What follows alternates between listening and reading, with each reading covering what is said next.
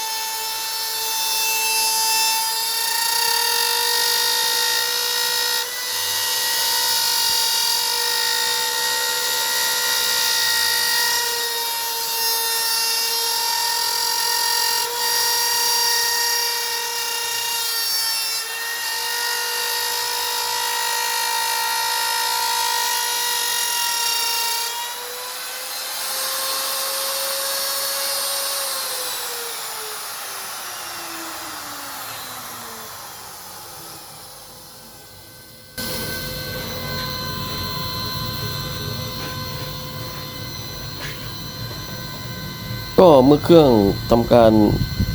กัดเสร็จแล้วก็จะเข้ามาที่จุดโฮมนะครับก็คือจุด x0 y0 z0 นะครับตัวนี้ก็จะกลับโดยอัตโนมัตินะครับถ้าเราจะเพิ่มอีกชิ้นหนึ่งเราก็ใส่เข้าไปได้กินเสร็จแล้วนะครับสำหรับคำว่าควายงามแต่ว่านี่นะครับใครอยากได้นะครับอยากได้ป้ายไม้ก็ได้นะครับอยากได้เครื่อง CNC ก็ได้นะครับท่านสามารถซื้อผมไปเลยนะฮะอันนี้ผมก็จะเอาร่องลงลึกลงอีกนะครับลึงอีกเพราะว่าอันนี้ผมกัด6มิลไว้นะครับแล้วผมจะเอาร่องลึกให้กว่านี้นะครับเห็นไหมครับสวยไหมครับคุณก็ไปลงสีตรงนี้ได้นะครับลงสีตรงนี้ได้นะครับควายงามนะครับผมนะครับใครอยากได้ CNC ตัวนี้นะครับเจ๋งใช่ไหมครับผมขายแค่ 48,000 ใครอยากป้ายไม้ก็ได้ครับผมขายอยู่ 3,500 นะครับคำว่าควายงามนะครับผมจะกินตัวนี้อีกตัวหนึ่งส่วนถ้ามันเสร็จแล้วผมจะเอาให้ดูนะครับผมจะกินให้เป็นร่องอย่างนี้นะครับลึกลงอีก9มิลนะครับมันจะได้มีขอบสวยๆอย่างนี้นะครับเห็นไหมฮะอันนี้ผมลึก6มิลขอบมันจะนิดนึงโอเคครับผม